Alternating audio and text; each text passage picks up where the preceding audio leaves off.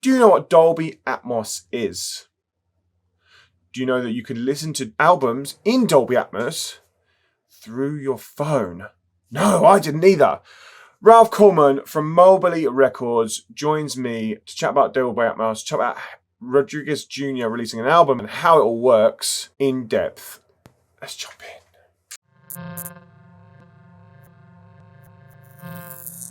Hey, it's Graham Farmer from Data Transmission, and today on YouTube I chatted with Ralf Kollman from Mobilee Records. Ralph's a G. He's been around the industry so long, so this was a proper good chat. I chatted with him on Twitch recently, and I'm a Twitch partner now. Did you see my announcement? I've been on Twitch for the last 4 months. The link is below in the card below. I've got a Discord server, and I'm Discord verified now. Discord.gg/Graham Farmer, and my Discord server is where we have in-depth chats, networking. It's like old school forums. It's well cool. Come and join us in our Discord as well.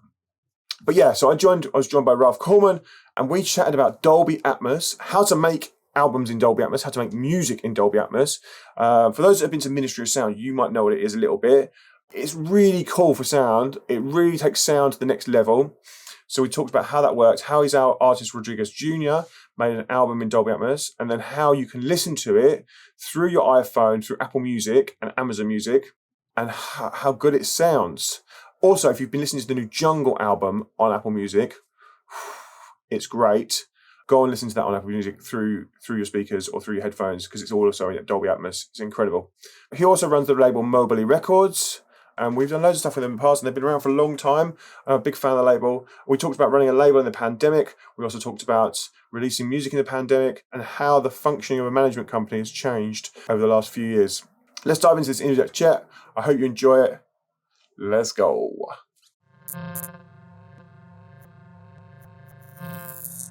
Hello. Hi. Good to see you. Hello, Graham. How are you, dude? How's it going? Welcome to my disco shed in my garden. Yes. So I have a beautiful garden here around me. I'm living in the middle of the nature since a while. And I put on my... Who am I? FC Liverpool. You're going Klopp. Okay. I'm the Jurgen Klopp. This is my Jurgen Klopp outfit. Yeah. So I thought, since we are kicked out in the EU, in the European soccer match, at least I can feel like a Champions League winner. How did you do in the Euros, by the way? I don't know. I'm not into soccer. I'm a tennis guy, actually. Speaking with you is painful a little bit. It reminds me to what happened last week. But I'm also really happy for my English friends, I must say. This time or this tournament, I don't know. I felt really close with a lot of teams for some reason. I don't know why. Last night the Italians won, and I think they deserved it. But the Spanish team was also really good. So I have a lot of Spanish friends, Italian friends, English friends. So I don't know. So very difficult to decide who to root for now, since we are not in the game anymore. My daughter watched the game with us, the England-Germany game, and she was like, I'm just going to support both teams. I think it's unfair to give my support to either side. I think they're both playing equally well, and I quite like the Germans' kit. And I was like, no. Yeah. And by the end of it, she was like, they keep fouling us. Come on, England. She's going, and she's jumping up on the sofa, and we're like, there you go.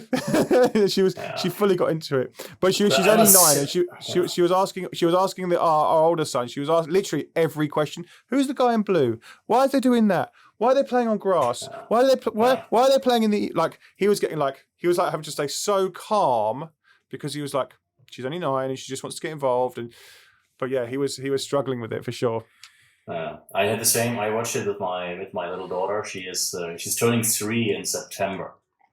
I taught her to scream like Deutschland vor, noch ein Tor, Deutschland vor. No, and she did that like the whole match, during the whole match. But it didn't help, obviously. We just had a bad day, I think. So, because and you were lucky. We were lucky. thankfully. For the first time in ages, we were lucky. And then we played well. Then we played well on Saturday, and let's hope it's going to carry on tonight. Danish Dynamite versus the Three Lions. Yep. Let's see if we can do it tonight. Again, very difficult. So I like the Danish team. I like the Danish people. So let's see how it goes. But yeah, it's probably going to be you and Italy. Hopefully. At the end. Hopefully. And actually, I think there's a really big chance that you win. How has the last 18 months been for you? How's the label? How's the artists, and how's the family?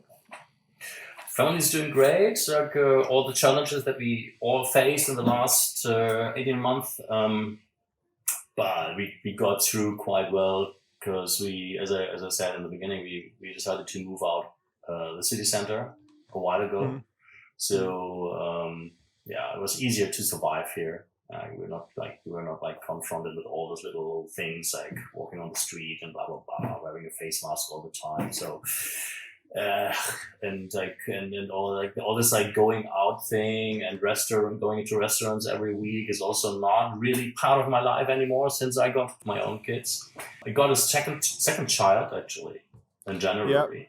Yep. So that's what we made. That's what we how we used the time.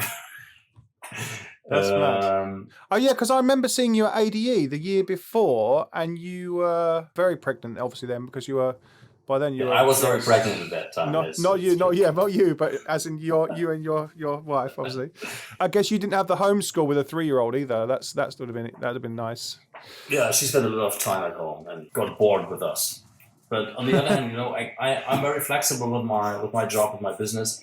Of course, the pandemic also taught us all to work from home, to use new forms of communication and maybe also organizational tools to connect with your team, keep up with projects and everything.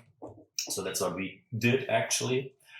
I'm very happy proud actually that I could keep up the infrastructure for Mobilee and also the management company. So I tried to keep everybody on board, even it was quite challenging financially, of course. I think it was a good decision and also the right investment, let's say, because now when things are opening up, we are actually ready to go, ready to roll, and we also worked a lot during the last 1.5 years and really tried to keep our artists busy and look for alternative projects, beside touring.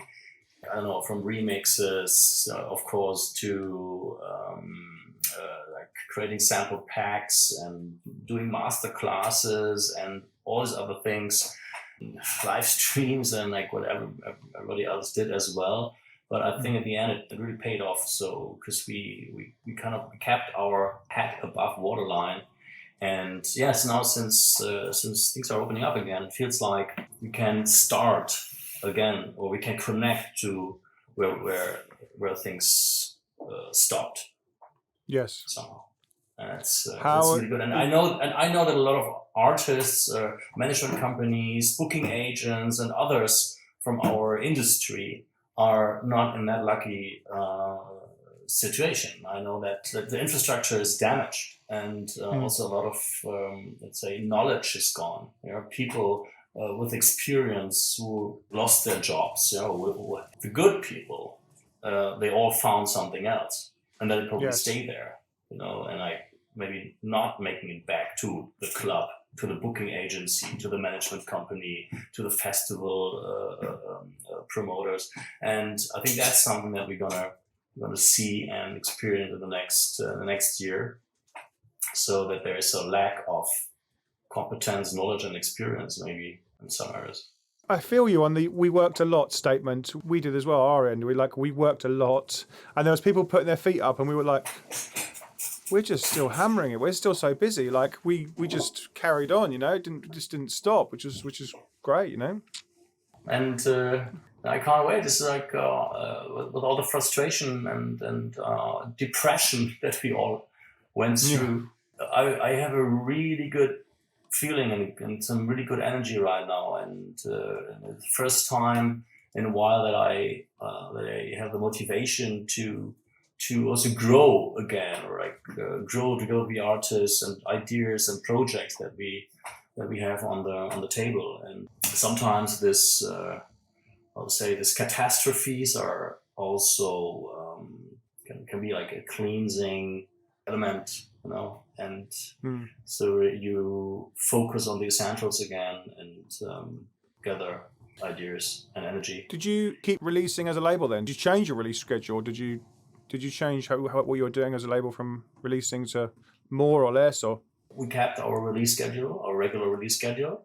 I think we adapted a little bit musically, so like what I was looking for. But it's actually something that I started a while ago already, like trying to be more independent from club and festival music, especially club music, and exploring more like music that is more digestible, easy to consume on headphones and Spotify when you're at home in a car and so on.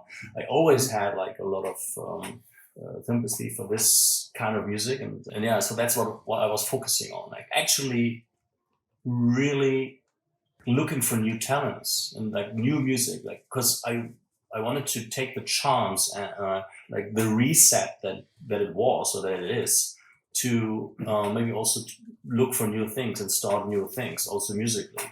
I'm sure that most of the people, they don't want to start again where they got stopped 1.5 years ago. I don't think that they want to dance to the same music that they danced to 1.5 years ago. I think everybody's looking for something new, for a new experience. I think we're gonna see maybe new festival setups.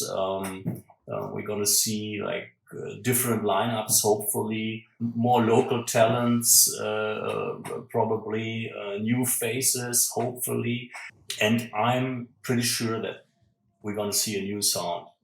I think there's like so much energy. Yeah, people are about to explode, to burst. They wanna experience something new. And I think let's say like this, maybe the times of like organic house, you know, or maybe even though it will always be there, but I think it's shifting a little bit towards like more energetic stuff. Techno is there and was always there. Real techno music, you know, and then there was this also tech house, whatever that monster became recently. It's still great. I still love that music. I'm still into it, loads, man. There seems to be a trance resurgence as well, which is interesting as well. I think there's space for some new sound. I remember you emailing me saying I'm getting into Electro Clash. I emailed back going, "What artists are that?" So who is making Electro Clash that you like and you were listening to? Yeah, it's a new album coming out end of this month from Effect, AFFKT. He's a Spanish artist. He's around since also 10-15 years and doing great music, based in Valencia. And I don't know. He has a great team, and the music that he produced, or like that he's like showcasing on his album, it has this influences. Like I think, like I don't know, acoustic stuff, a little bit 80s electro clash stuff, but in a modern way. Amazing. Like riding this indie dance wave, of course, a little bit. But it's not only this album that's coming out end of the month, and actually like the second teaser single is out today. Okay. Jandia with a Memo remix. Commercial break. I can also hear it in a lot of demos that I'm receiving recently. I don't know what it is. Like a lot of like 80s synth pop, also like lots of vocal stuff. Very interesting. I don't know. I think there's something. There's a little wave building up with this influences. You sent us that track. We'll listen to them. I'm conscious of your time, so I'm going to listen to all that music you've sent us and play it once you have to go and pick up your kids. We'll spend an hour or so listening to the music you've sent us and everyone's on the stream by then. We can fully get into what you've sent us. So I'm really excited to hear it all. But yeah, do you know what? I have actually something, because like I was like going through my like the tabs I have open here in my browser. Why did you release on a Wednesday, by the way? Well, just that question, because I've had a few release dates on a Wednesday. Like literally in the last week, it's like we're releasing on a Wednesday. And I was like, why is this becoming a thing now? Why did you release on a Wednesday? It's just like to change the routine a little bit and see how it works. Like why on a Wednesday? So regular releases we do on Friday. Friday is the so-called International Record Release Day. Yeah.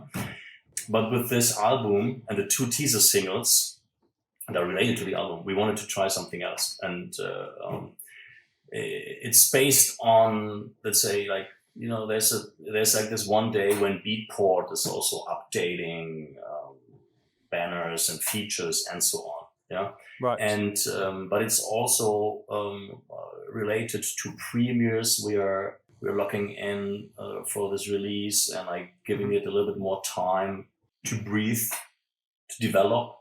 Yeah. And you know, if you have a release on Wednesday and it's online, it's available on Wednesday, you can build it up a little bit better. Yeah. Like also on social media. And then like Thursday, Friday, Saturday are the days where the main sales days. You know, it's like, so we are trying to influence the algorithm in our favor, let's say. So I don't know. We're just trying it out and see if it works better, you know, than the Friday.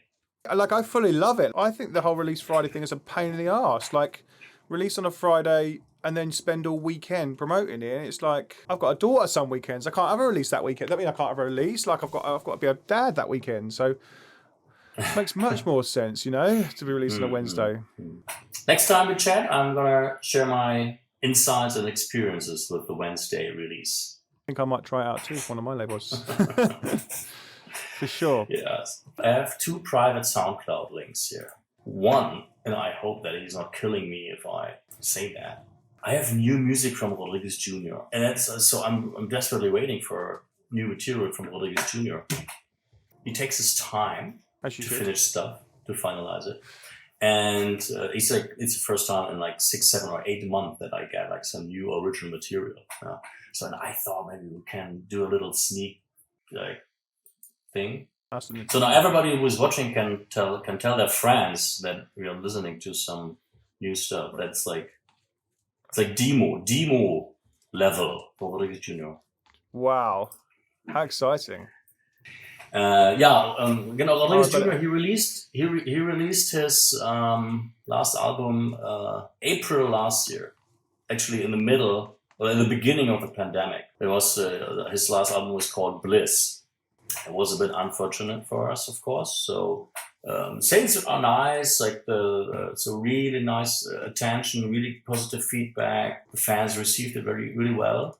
But of course, like part of an album promotion is also touring. And like playing the music in front of a few thousand people in best case. People are recording it, shazamming it, and so on. And of course, we were missing out on that completely. It was a bit shame. Did you have to change your strategy then for the album release? No, we just had to deal with it actually. You know, what we did, and that's actually the bridge to Dolby Atmos, like a new technology, a new format I wanted to talk about with you as well.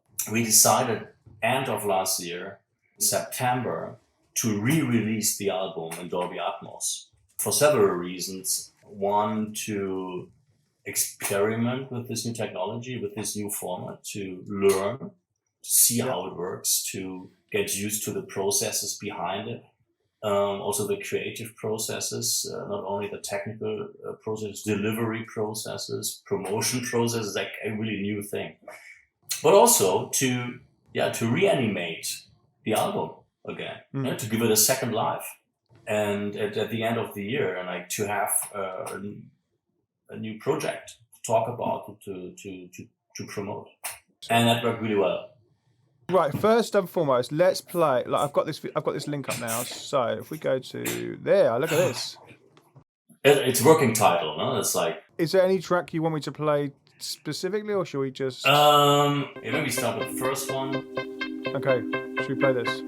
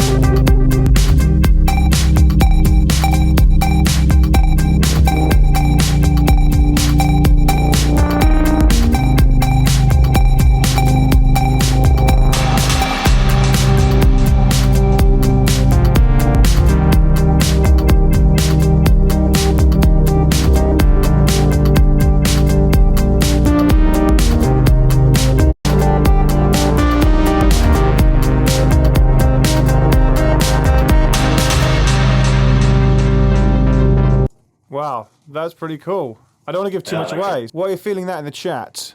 They're loving it in the chat. Digging this already. Exciting day. Yeah, maybe play Believer. Believer, okay. Ready for this one in the chat?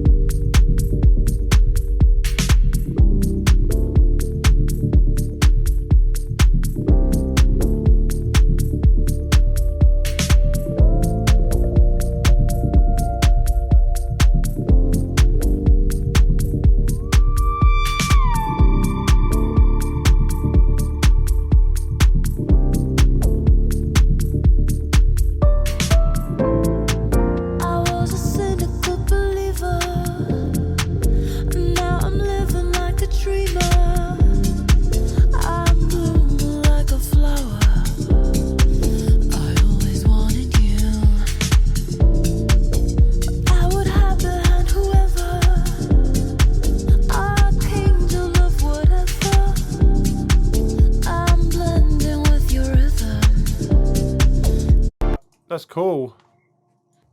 See, he's always like also trying to do some, let's say, more poppy stuff. You know, especially with like his collaboration, as we said earlier, was a great vocalist and writing the lyrics and also playing like acoustic instruments, and they're really jamming together in the studio. So who knows? Maybe you can hear us on the radio at one point. That one definitely had that radio vibe. It's running music for me. Like yeah, run along to that and listen to that. That'd be cool. When you're running slow, when you're doing a marathon. I run pretty slow anyway. Look at the size of me.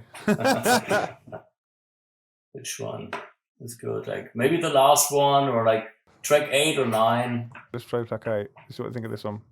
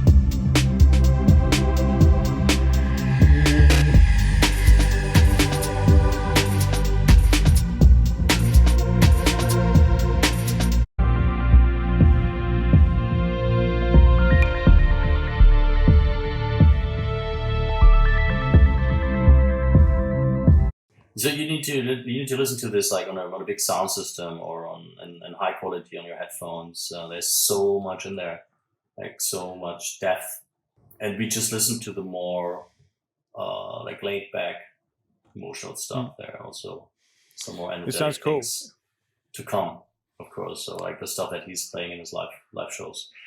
Maybe you realize there are some breaks, like break beats in there. It's becoming a big thing again. And we actually, like, I think 2 years ago or 3 years ago, we already talked about like collaborations, maybe with Ronnie Size or Goldie or like some other big drum and bass guys from the 90s. Nice. And let's see, maybe this is happening at one point. I don't know if they are accessible. Like, if you want some help with that, Shelley, my other half, runs all of our drum and bass side, and she'll probably give you some cool new people to work with as well from that side. Why not? I also thought like there's a Hospital Records. I think it's based in Brighton. We could tell you loads. Cool. No, let's speak about it later. Yeah. On a different channel. So, do you want to chat Atmos? Yeah, it's very exciting. It's a new way to experience music. Maybe we watch this trailer first. Cool, let's do that.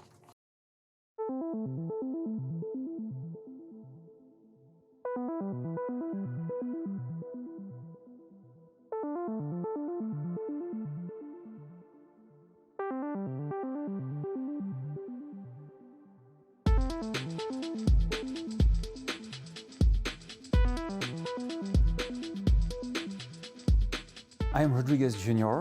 I've been producing electronic music for 20 years now. Bliss is my last album. It's been released in May this year. And I spent a lot of time experimenting in the studio with different colors, different influences, breakbeats, pop, electronica, ambient, a lot of different ingredients, and it was a very exciting experience.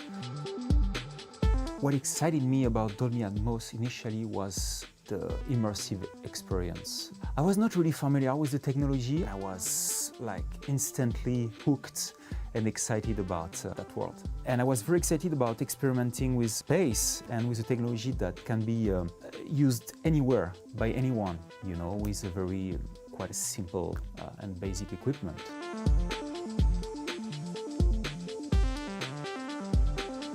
It was really interesting to rediscover my own stuff and to enter my own world.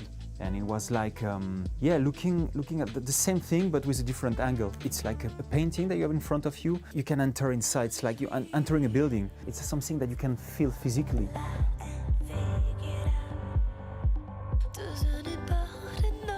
It's just a sense of space, like the voices are like answering themselves, entering the textures and magnifying. I would say it's like diving underwater. So it's just like a different angle on your work and the possibility to allow to your audience to enter your world, to dive into your own creation. This sound technology can bring a different experience to creators. It's like entering the intimacy of the artists.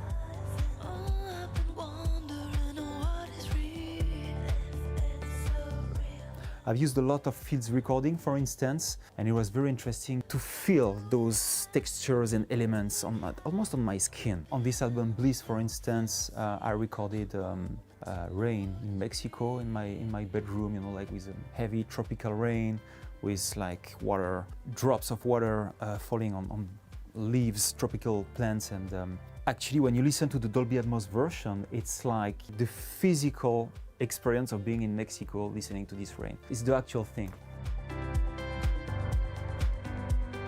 I think it's not only a technology for mixing down, it's also a technology for creating things. I really like creating music, and it's very nice to think about that from the very beginning, the element I will record, keeping in mind the space they will use in the Dolby Atmos space. It's gonna be a very exciting new creative input. It's a new world. I don't know how to explain it. That's something that you really have to experience. It's really mind-blowing. Yeah, it was an amazing experience to work with this new format, new technology actually, and it's a funny coincidence because one of my neighbors, our kids are going to the same kindergarten. We were always talking about like how to get our grass greener and like gardening stuff and like this typical neighbor small talk. Yeah, and then we figured out that we are actually working in similar fields. He is a certified Dolby Atmos audio mixing engineer. And I'm running the label, and we have a lot of friends in common, and I don't know. And then we thought, hey, come on! And that was last year, September last year. No, like even earlier, like late summer, when nobody talked about Dolby Atmos yet. Nobody knew what this is about, and he has like this. It's a format that's coming from movies, from cinema. We all know that, like you live this 3D cinema. And then the sound effects are coming from left, right, top, bottom, and so on. Raindrops, of course, from the ceiling, and like earthquake from the bottom, and so on. So, and he has this experience. That's where he's coming from, and now specialized in Dolby Atmos audio mixing. And he likes what we do, and he likes Rodriguez Jr. And so he said, "Come on, let's make this happen." Eric Horstmann is his name, from Immersive Labs. Yeah, and this is how it all came together. And like he has a really good connection to Dolby, so we were like closely connected to the Dolby headquarters as well, like with this project, and a lot of support, because at that time also the delivery processes between our distributor and the DSPs, they were non-existing. We needed to do everything manually, and it was only Tidal and Amazon HD, who supported Dolby Atmos until beginning of this month. Wow. And that's why we did it, because I knew this is like such an amazing new format and new experiences. This will kind of like shake up the whole streaming market. And either Apple or Spotify will jump on it next. And that's why we invested in it. And we wanted to be like the first in electronic music, or one of the first in electronic music, building up the Dolby Atmos catalog. Yeah. And actually we were very lucky that what we had in mind really happened. We were actually surprised that it happened so fast. Yeah. That like last month, Apple Music announced to support Dolby Atmos. And of course, now with our catalog, we are like on the front page of the Dolby Atmos catalog, next to Marvin Gaye, Kraftwerk, Jean-Michel Jarre, and then there's Rodriguez Jr. So everything done right, but but the most important is like that we get an experience with the new technology in a new format, and that we can continue working with this right now. Right now we're working on the next projects. We did a few singles in Dolby Atmos as well.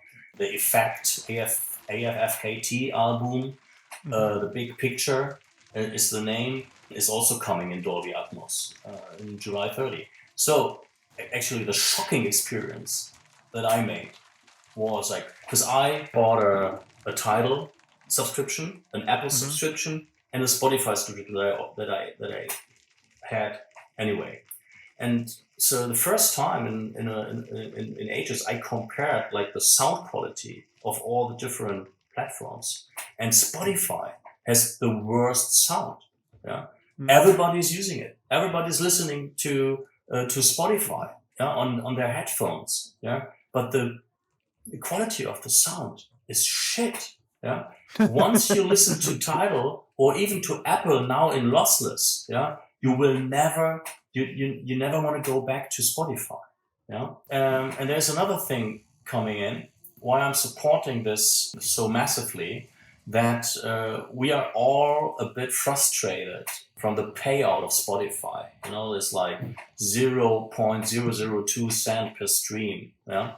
And this is mainly based on the freemium user model that Spotify still supports, while Tidal and Apple are subscription-only models. Yeah. Yep. So with half the amount of plays on Apple, you get the same payout than on Spotify.